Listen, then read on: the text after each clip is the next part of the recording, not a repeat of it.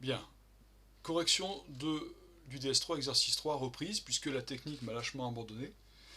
Je vais donc repartir sur les bases précédentes. Nous venons de calculer le rapport AEFD sur AABCD en pourcentage quand X était très grand, 10 000, et bien plus grand que ces longueurs-là, 2 et 3. Et on se rapproche, vous allez voir que si j'avais fait 100 000, je serais arrivé à 50.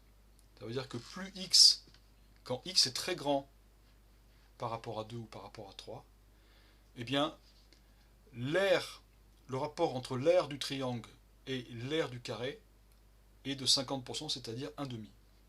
Alors qu'est-ce que ça veut dire? Eh bien, ça veut dire que, toute chose égale par ailleurs, on peut faire l'hypothèse, ou on peut faire l'approximation plutôt, que E et A deviennent quasiment confondus, hein, par rapport à l'immense taille que serait X, et pareil pour F. Donc en fait, le triangle EDF est très proche d'un triangle ADC,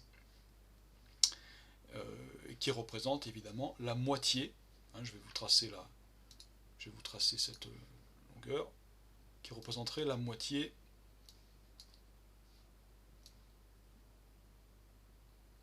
de ce triangle. Voilà. Donc voilà ce qu'il fallait dire. Et bien entendu, ça me permet ensuite